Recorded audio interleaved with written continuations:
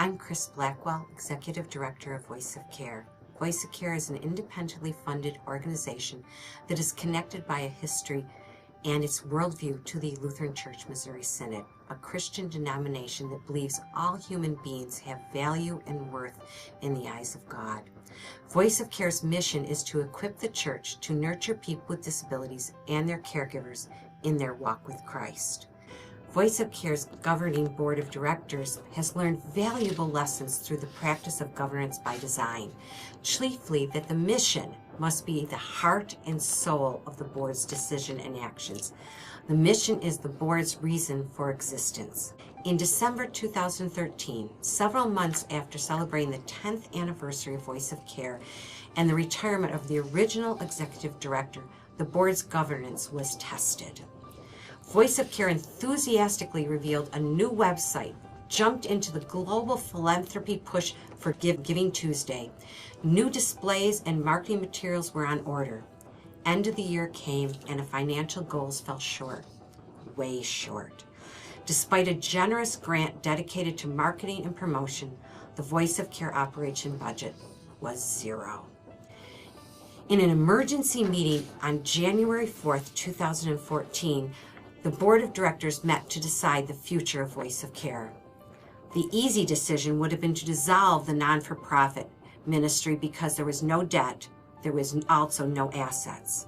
The outlook for organizational survival was grim, but the founding member stated aloud the thought that was on everyone's heart. The ministry must continue because there are so many people with disabilities that need spiritual care. The mission was why Voice of Care existed. Over the course of one very tough meeting, Voice of Care became a primarily volunteer-run ministry.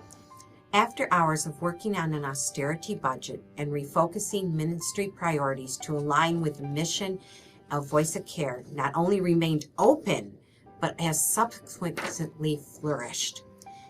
At the May 31st, 2014 board meeting, the financial statement reflected that $30,000 had been raised to cover needed financial reserves, and all evidence gave testimony that the new model of ministry was gaining momentum.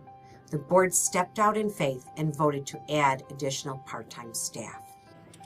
The Voice of Care board of directors learned an important lesson. Staying on mission is key, and it pays off in more work being done, more support being generated, and more positive response being received.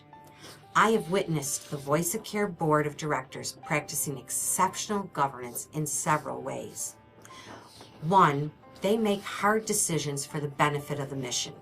Reorganization, laying off, and dramatically cutting funded positions, and challenging Voice of Care to succeed with a volunteer work model. Two, they have remained mission-focused, refining the mission to reflect the reality of what Voice of Care does. The board holds the organization to that mission and ensures that the budget follows the mission. Three, they fight mission drift and have brought about a shift moving Voice of Care from programming to training, thereby maximizing the impact of the mission. Four, they are a working board. Each member is personally invested in the mission. They contribute volunteer hours, participate, and promote the ministry. They have ownership in Voice of Care. 5, they are willing to collaborate and work in partnership. Even while retaining a strong denominational identity, Voice of Care bonds with like-minded organizations to achieve common goals. The board eschews territorialism for the sake of the mission. Voice of Care's board of directors has learned that the best governance is intentional, governance by design.